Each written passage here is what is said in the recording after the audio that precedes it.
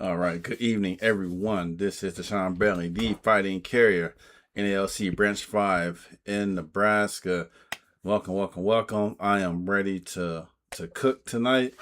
There's so many things going on today. I was going to talk about the what happened in Canada with the finances there and their new contract and how they're going to get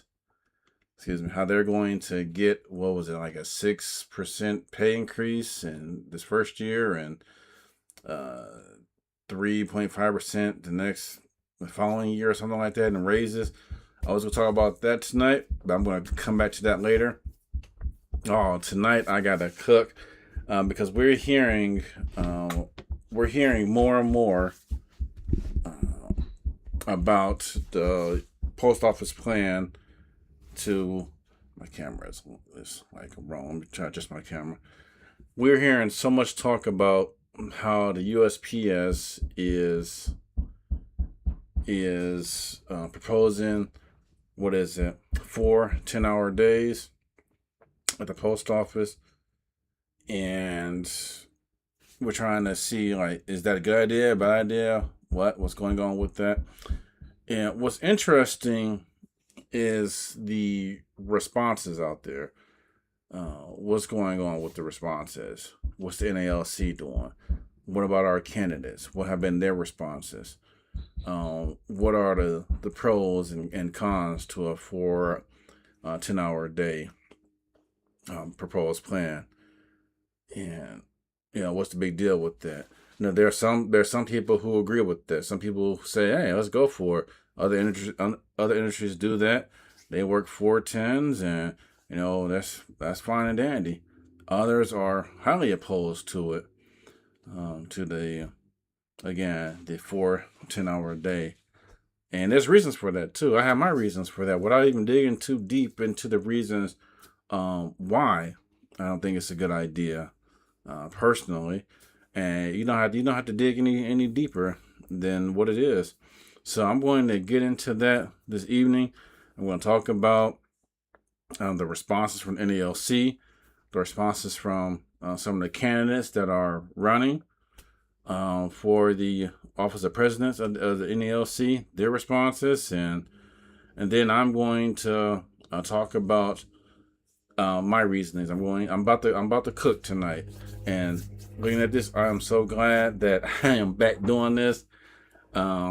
When I saw some of these responses, I'm not gonna lie to you, I was very excited because I was like, okay, I can't wait to get to my microphone tonight because I gotta cook. I gotta talk about some things.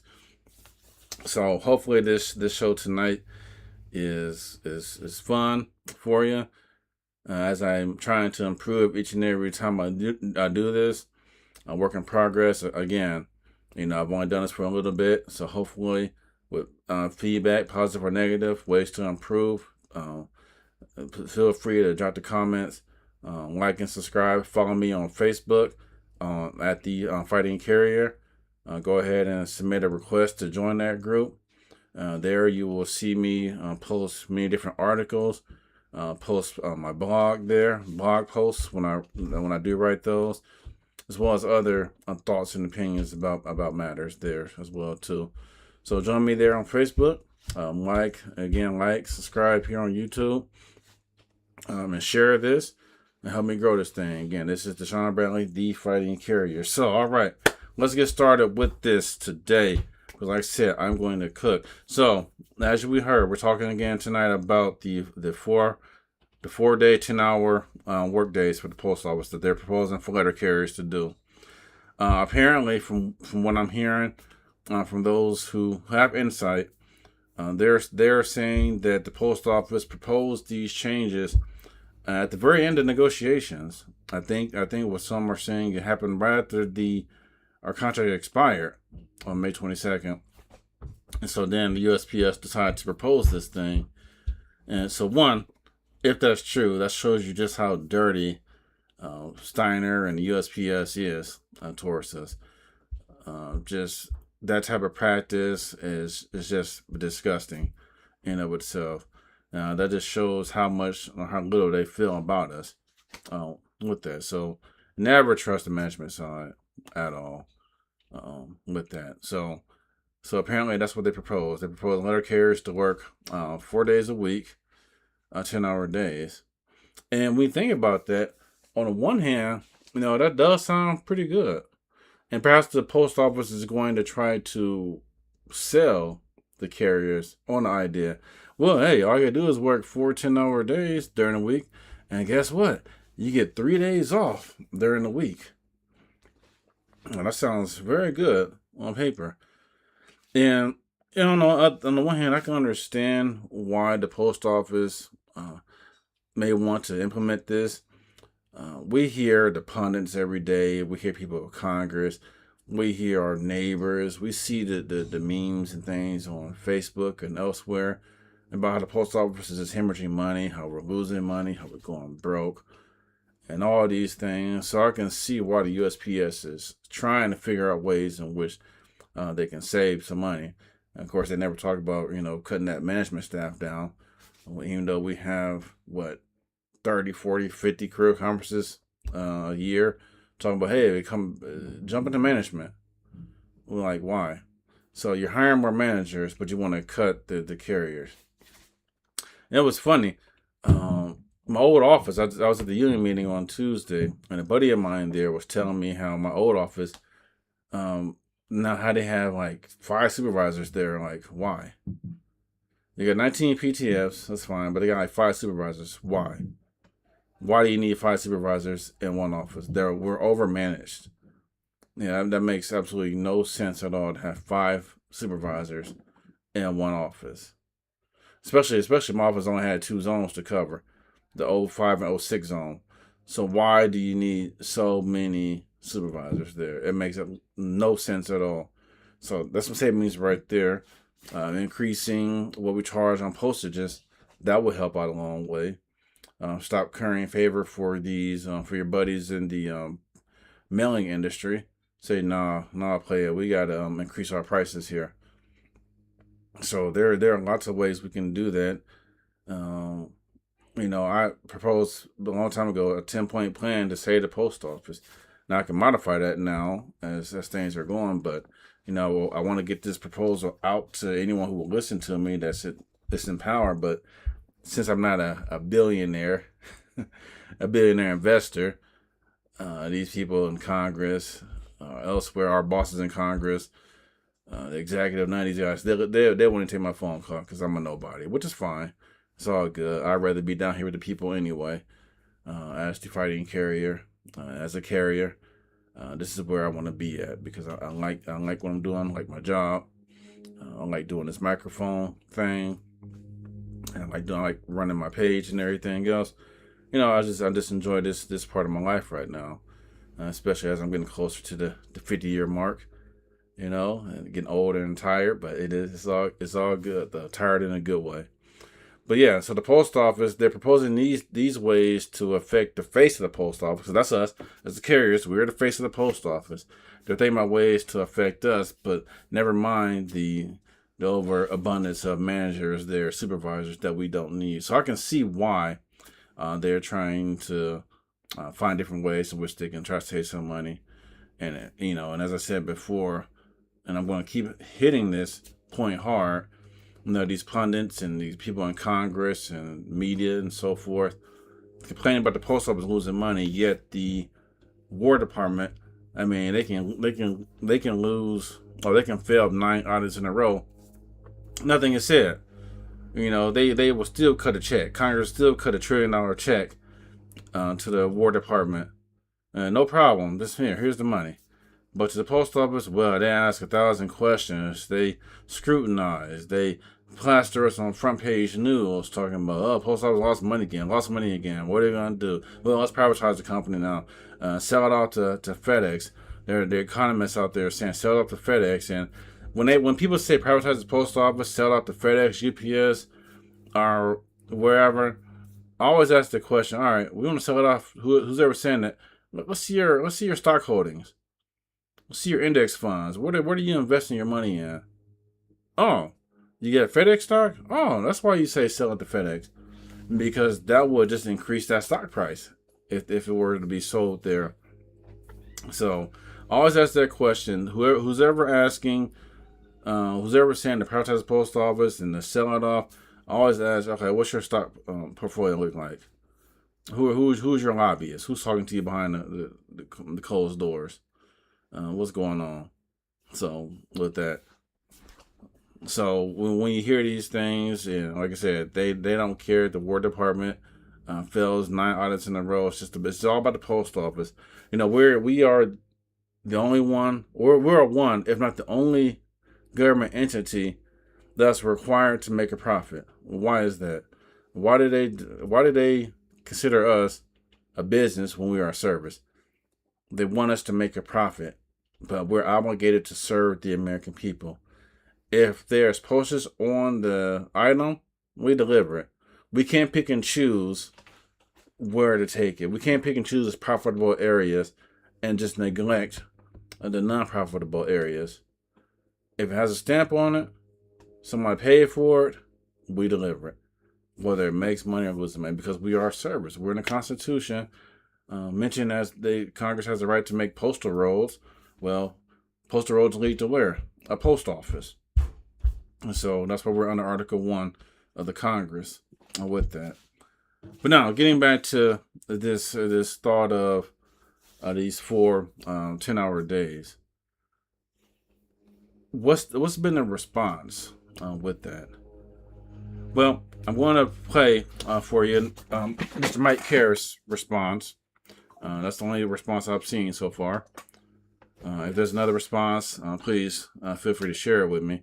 Let me know. But let's go to Mike Karras' response, and I'm gonna play his response, and you can tell me your thoughts with it. So let me pull him up.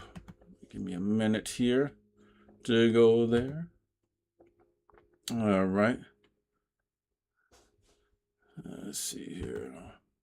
We're going to go here.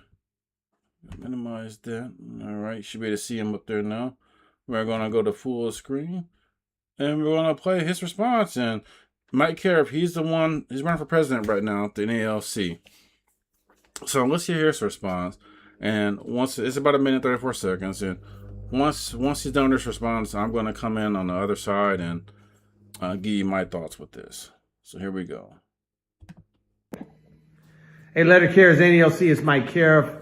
Have you guys heard about this schedule where you work 10 hours a day, 4 days a week, instead of working 8 hours a day, 5 days a week?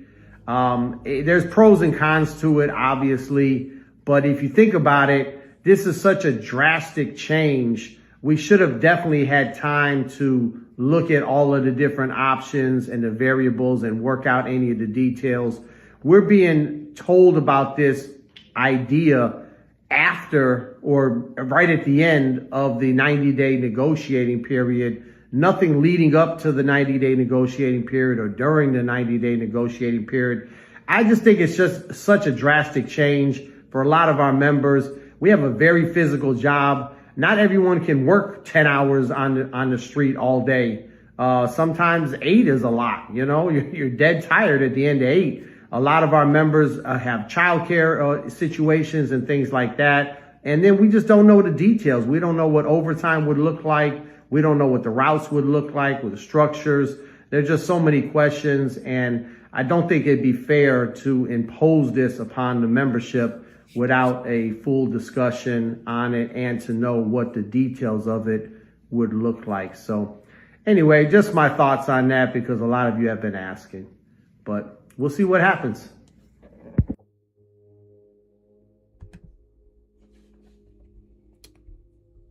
All right, I'm going to get back on screen here. You heard that response there.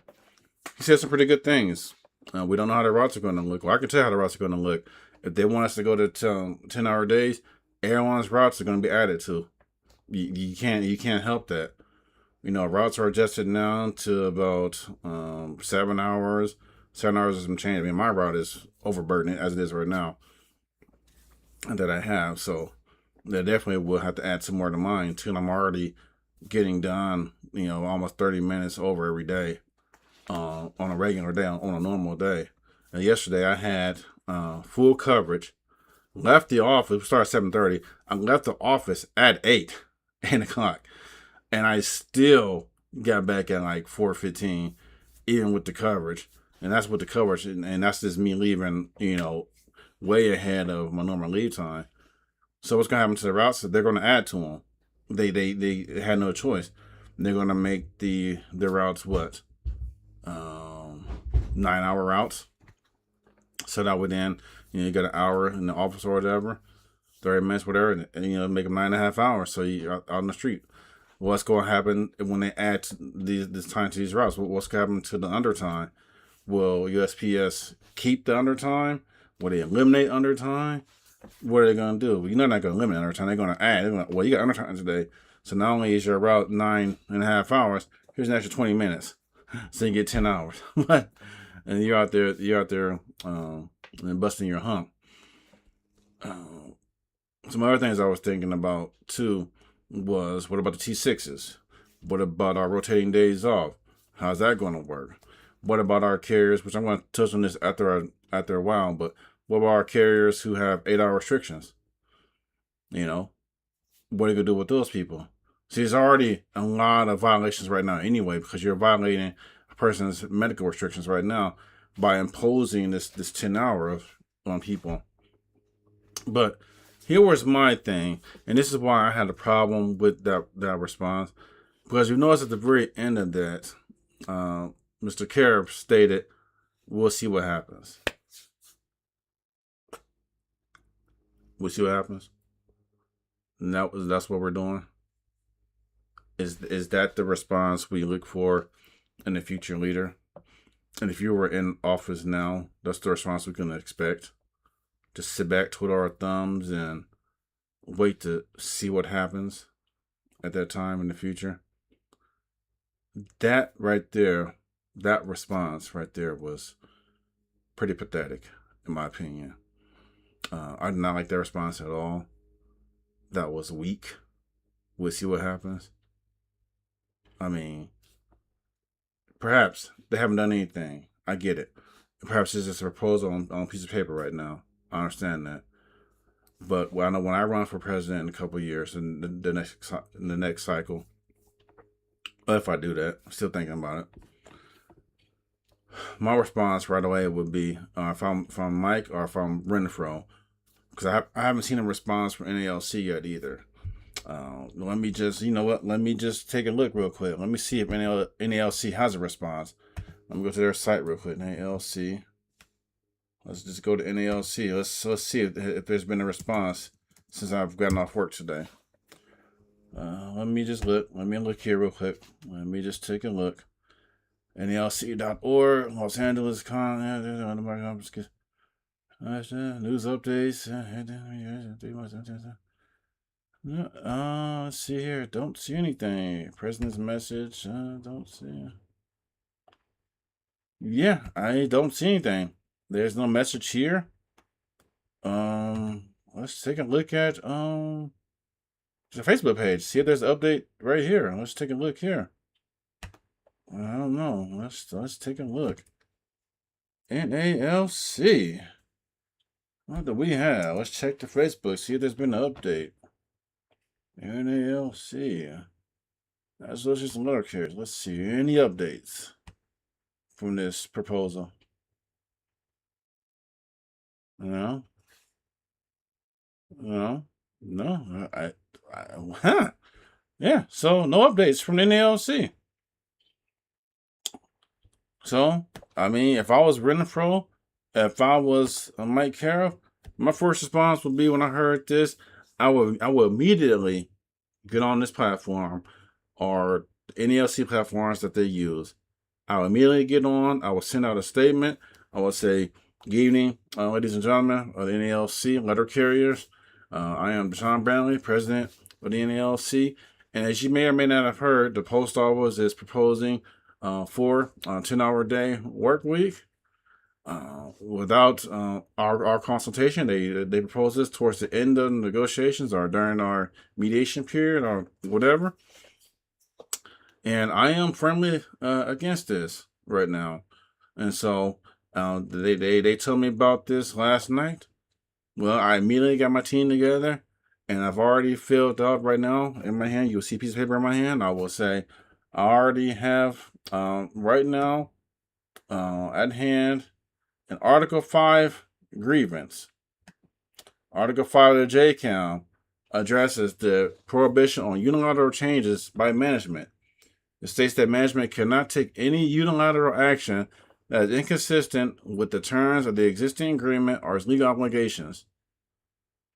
Article 5 may limit the employer's ability to take unilateral actions when a valid past practice exists. So, in other words, you know how we use Article 5 and when the post office wants to change start times unilaterally.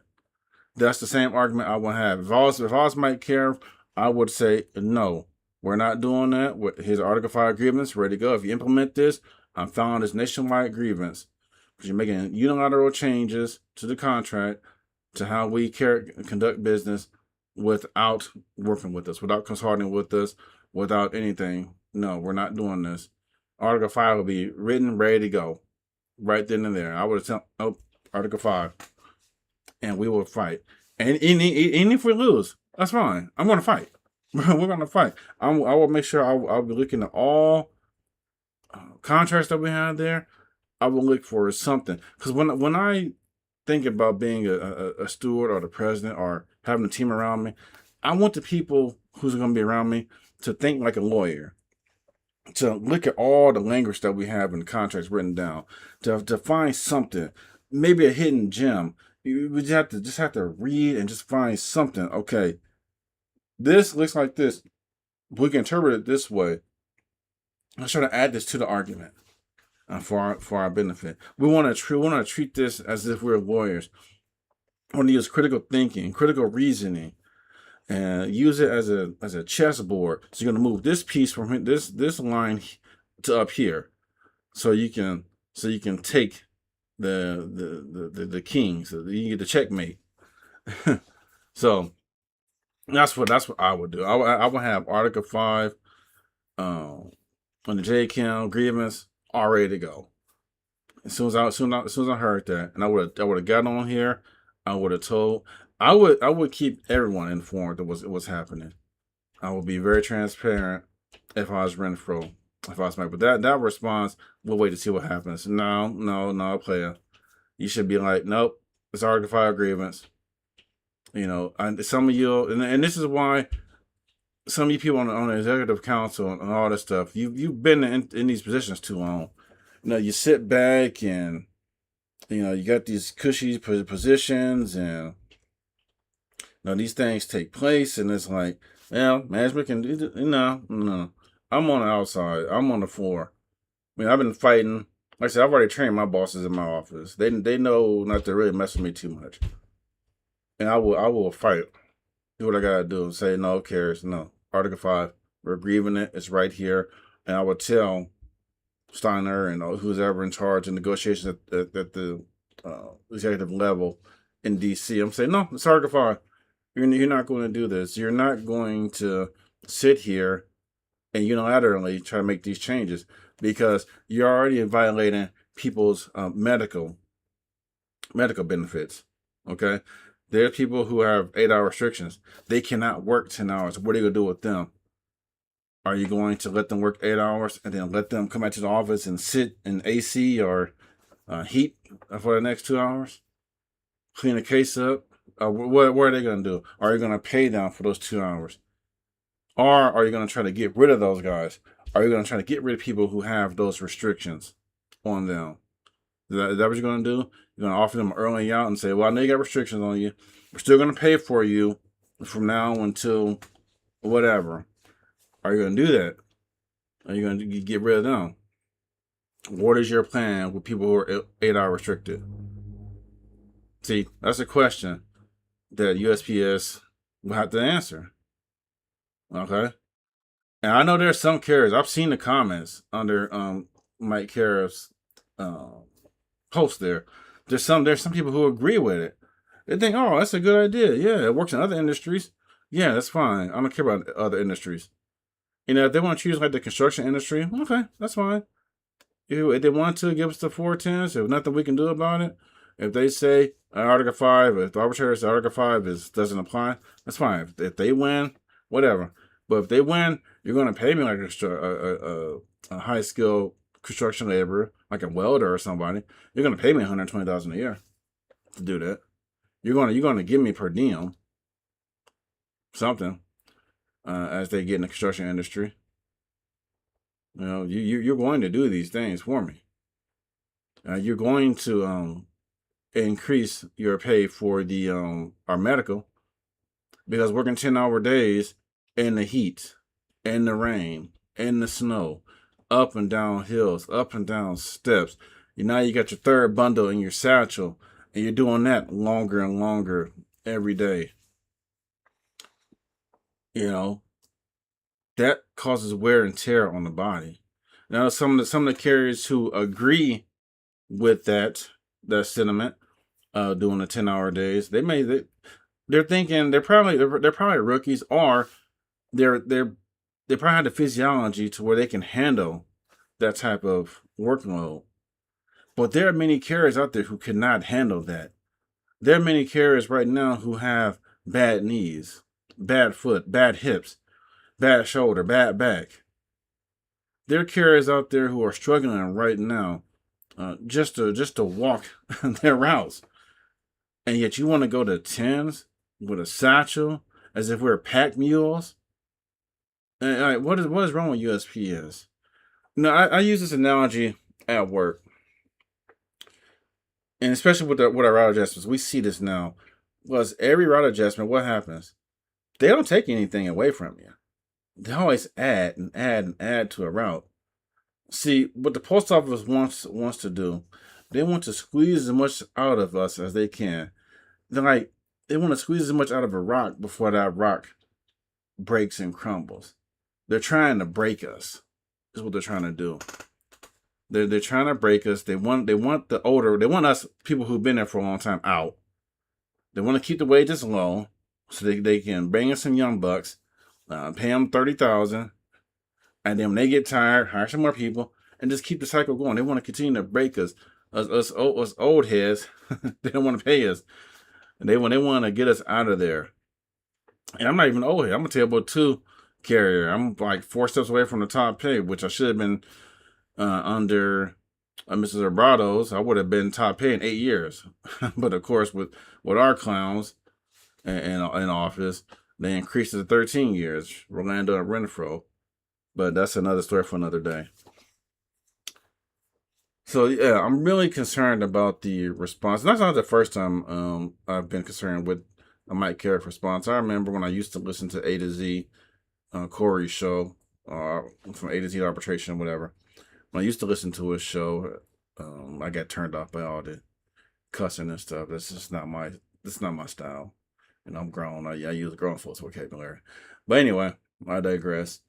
He gave an interview on that day with Corey. Corey asked him all the questions. I mean, it was like an hour long show or so. And some of his responses were just kind of weak to me. There was no fight there. It was just, to me, it was just weak. And I just didn't like some of the answers. And I can't remember because I said this was like a year or so ago. I would have to go back and listen to it if I can find it on Corey's show. Excuse me. But yeah, some of the answers back then were just weak. And I just don't like that. Oh well, we'll wait and see. We'll wait and see what happens. No big deal. We can trust the post office what they do. No, you can't. That's how I interpret that response. I interpret that response as, yeah, we'll wait and see. We'll wait and see what happens, and we'll go from there. And I just find that pathetic and weak. Now, I will say one thing though about Mr. Carrick, Mike Carrick, is that he has no problem getting on his platform, or any other platforms, and responding to these things. Do you want to know the response that we have from both Renfro again and the CLC, the other guys that are running, the whole slate of people that are running? You want to see their response? I already talked about Renfro's response. It's nothing. Let's see the CLC response. Let's take a look at that one. Let me show you their response, and this is gonna be awesome. You're gonna like this. Their response. Let me pull it up for you. You're gonna love it. You're going to love this. Here we go. Here's their response. Take a look at this. Yeah. This is a nice CLC response. And this is the nice response from Renfro. Crickets. Nothing. Just chirping. You know, these guys are so busy in their exclusive club, they don't have time to respond to inquiries. Or if they do have time to respond, they only respond in certain circles. They don't go everywhere. But yeah, this is the response of our Renfro and of our CLC members. The ones that run for president, the ones that run for these executive offices. Nice response from them. Crickets, crickets, crickets.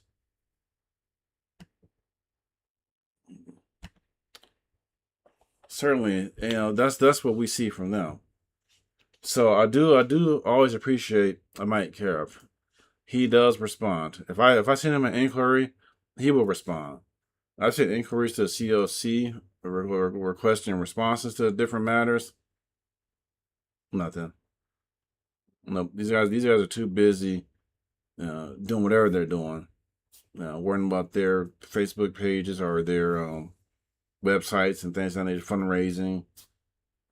All these things. They're too busy to respond, I suppose. So, let's see here. So what else about this 4 10-hour days? We talked about the people who are on restriction. We talked about the weather. I mean, really, 10 hours there. Oh, what about our T6s and our rotating schedule days? Now, how's that going to work? Our days off. What about the holidays? How's that going to work? There's a lot of things to really consider when you think about the 10-hour days with that. I will say, like I said, I will say that there's probably one good perk out of this. Like I said, instead of working 5 days a week, you're working 4 days a week. So that gives you 3 days off. So, I mean, again, that might be a good selling point. A better, life work balance or whatever. But it's the things that they're in violation of, the JCAM, Article 5, and also I'm concerned about my people that's on restrictions. I'm on restrictions for at least on a walking route. On a walking route, I can only work as of now 9 hours. If I'm getting to the point now that it's just got to be 8 hours walking. On my mountain route, I'm good. I can do work up to 10 hours because I'm driving. I'm not walking all the time, so that's fine. I can work up to 10 hours doing that, driving. But if I'm on a walking route again, if that ever happens, I can only do at most 9 hours. I cannot do 10-hour days. Physically, I can't do it. Now I'm to the point where I need surgery on my foot. I need some surgery on my knees as well. I cannot physically do beyond 8 hours or 9 hours walking right now.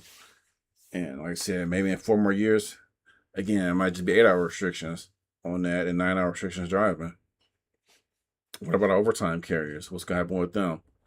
You already got 10-hour routes they're running, so what they're gonna be working 12s, 13s. What's gonna happen with them? See, it's so many things, but like I said, my first response, if I was president, I would say, nope, Article 5. Here it is right here. It's ready to go. If they implement this, we have nationwide Article 5 here. That management cannot unilaterally make any changes to that. So yeah, so I'm highly disappointed in that response. from Mike Cariff. But again, at least he's the only one that so far responded, and he responded very quickly. With that, because it's been out there. So that's always the positives with at least Mike Cariff. He will respond, and CLC and others. It's like it's really with the lack of response from the CLC. At least I'm not gonna tell you who to vote for with this. With what I do here, I'm gonna be neutral. I'm gonna be fair all around. But really, when the lack of response from CLC is really making it not so difficult to choose who I'm going to vote for this. It's just even though I feel that both CLC and Mike are dividing the vote for president, they're splitting the vote there. I do believe there's still many who support Renfro, especially our top pay scale people who are on the top step, because what Rolando and Renfro, what they have learned is that if they feed the people on the top pay step, then they're going to support that. The top people will continue to feed that.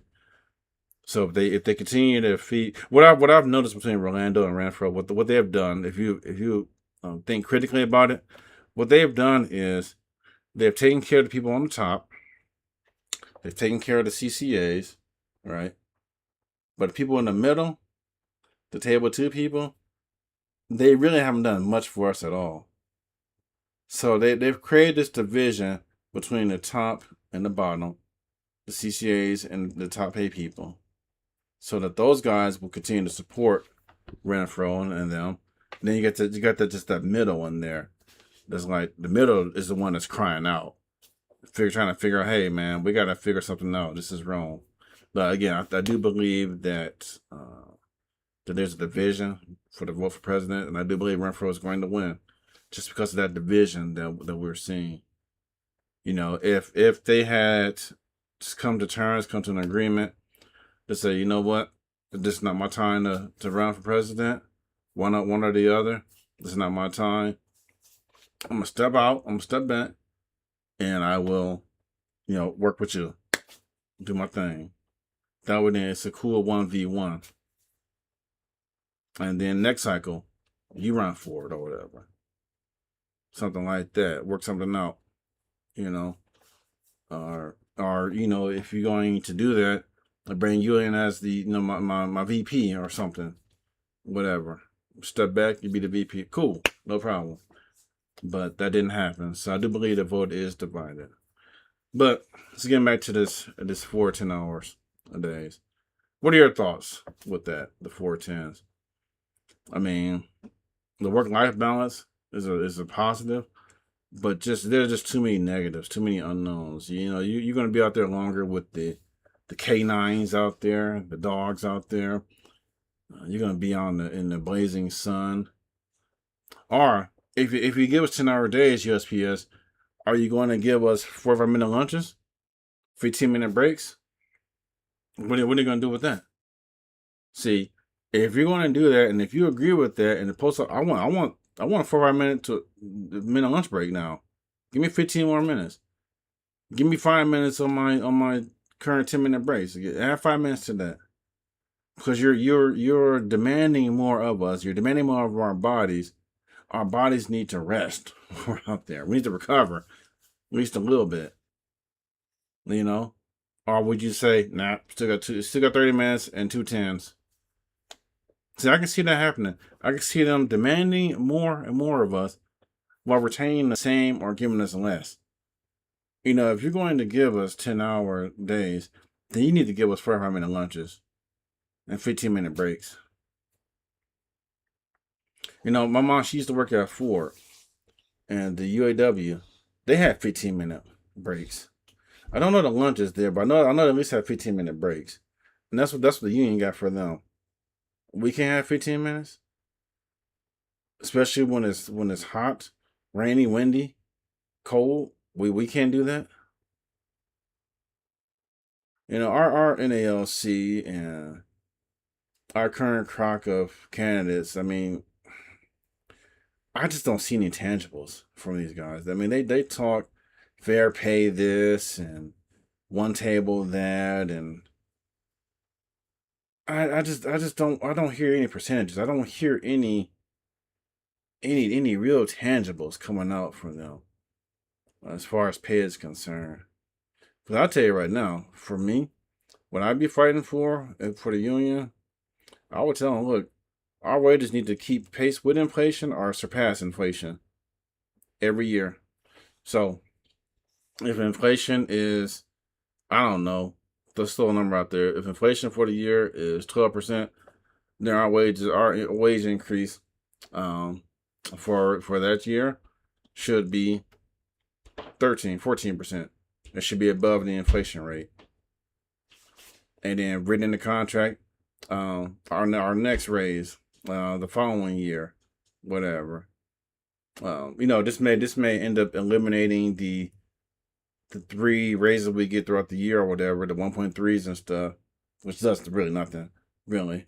But it may eliminate that because you're gonna get this each year. So you may get 13-14% raise this year. What's inflation the next year? All right, inflation is 10%. All right, cool. Your rate goes up to 12% for inflation. I will put it in there to where our wages will have to equal to or be greater than the national inflation rate right at that particular time. That's how it should be. No one at the post office should be struggling. We work for the government. None of us should be struggling at all. You don't see too many governmental workers struggling at all, and none of us should be doing that. But see, that's a tangible. I'm telling you, that's what I would fight for. And if the post office says we can't do that, we know nothing we can. Hey, pay comparability, so whatever. There's an article I read the other day on one of my shows, and how our post office, our wages have never kept up with inflation. We're like one of the worst industries to where our wages have not kept up with inflation. And we're at the bottom of the barrel, and we should not be that way. It does not make any sense. So I'm looking at our candidates. There's just some weakness there. No tangibles, nothing concrete. And that's what I would do. I would get numbers out there, and I would say, look, this is what I'm fighting for. Whether I get it, fine. If I don't, exactly what I'm working for. But I'm not settling for 1.2, 1.3%. I would never settle for that. Never. That would not happen at all. Now, definitely will reduce our top pay from, like they did before in the 70s. It took 20 years to reach the top pay back then, but they got it down to 8 years. I would get it back down to 8 years to reach the top pay. Matter of fact, I get down to 6 years. Forget that. I fight for 6 years. It doesn't make sense. You shouldn't have to work over a decade or close to a decade to reach your top pay. You shouldn't have to do that. When you start the post office, you should be right near the top pay.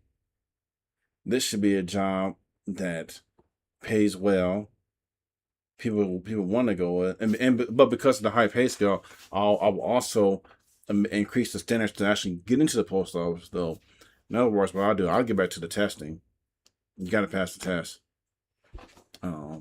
because many of our carriers, our CCAs and others, they come in, they just deliver mail any kind of way.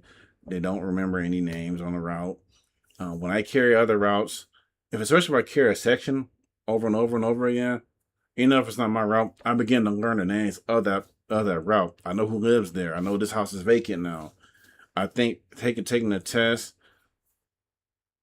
gives you more pride to the job because you worked for it. You passed the test. Like, okay, I passed. I took the test as a TE before I got hired on. I took the test and passed it.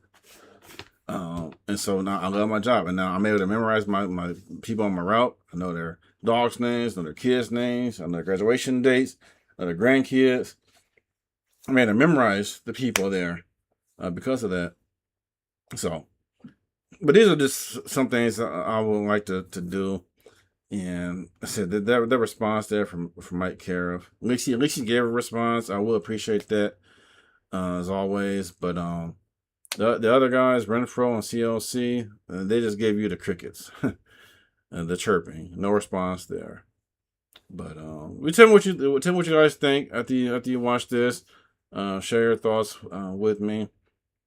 And again, this is Deshaun Bradley. I'm the Fighting Carrier. Bringing this information to you. I'll always fight for my fellow postal blue workers because we're in this together. We are a family. We're a postal family. You know what I mean?